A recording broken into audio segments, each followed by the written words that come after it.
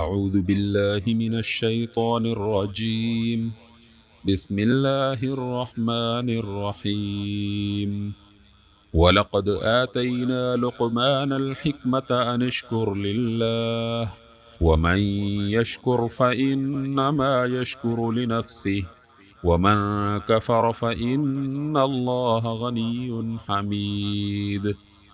ہم نے لقمان کو حکمت عطا کی تھی کہ اللہ کے شکر گزار ہو۔ جو کوئی شکر کرے اس کا شکر اس کے اپنے ہی لیے مفید ہے، اور جو کوئی کفر کرے تو حقیقت میں اللہ بے نیاز اور آپ سے آپ محمود ہے۔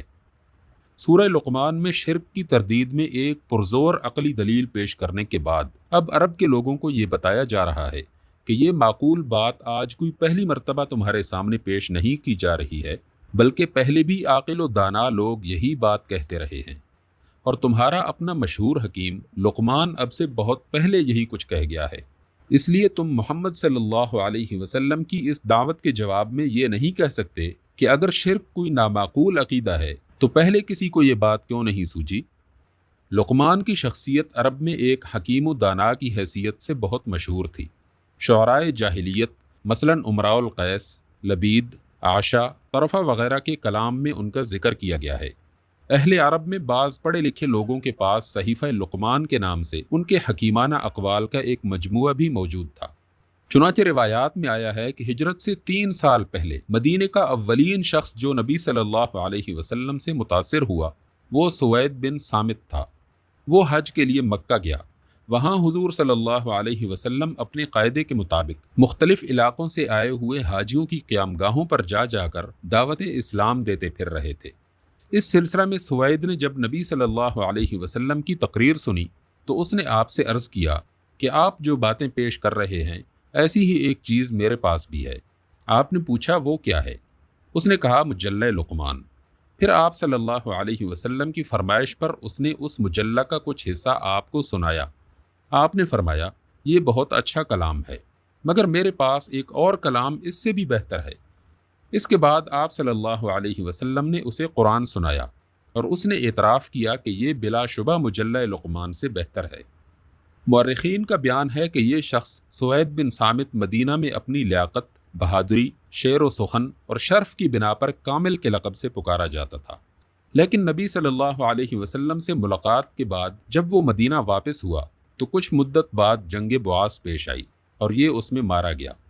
اس کے قبیلے کے لوگوں کا عام خیال یہ تھا کہ حضور صلی اللہ علیہ وسلم سے ملاقات کے بعد وہ مسلمان ہو گیا تھا۔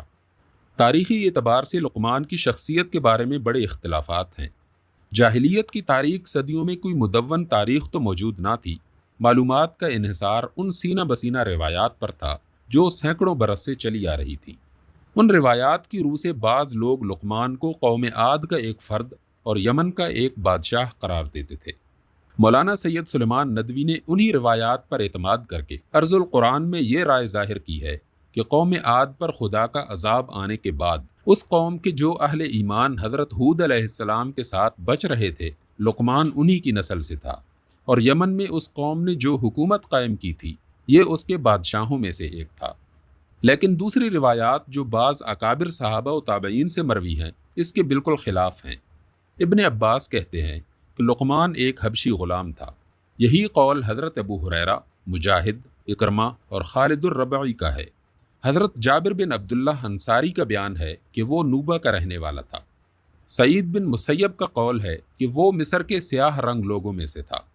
یہ تینوں اقوال قریب قریب متشابہ ہیں، کیونکہ عرب کے لوگ سیاہ رنگ لوگوں کو اس زمانہ میں عموماً حبشی کہتے تھے، اور نوبہ اس علاقہ کا نام ہے جو مصر کے جنوب اور سوڈان کے شمال میں واقع ہے۔ اس لیے تینوں اقوال میں ایک شخص کو مصری، نوبی اور حبشی قرار دینا محض لفظی اختلاف ہے، معنی میں کوئی فرق نہیں ہے۔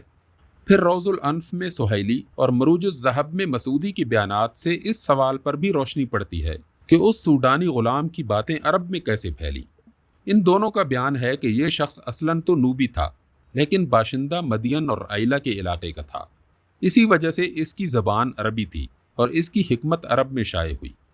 مزید برآں سہیلی نے یہ بھی تصریح کی ہے کہ لقمان حکیم اور لقمان بن عاد دو الگ الگ اشخاص ہیں، ان کو ایک شخصیت قرار دینا صحیح نہیں ہے۔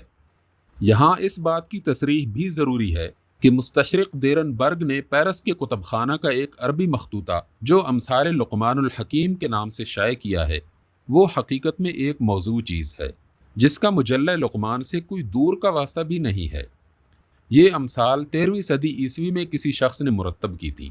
اس کی عربی بہت ناقص ہے اور اسے پڑھنے سے صاف محسوس ہوتا ہے کہ یہ دراصل کسی اور زبان کی کتاب کا ترجمہ ہے جسے مصنف یا مترجم نے اپنی طرف سے لقمان حکیم کی طرف منسوب کر دیا ہے۔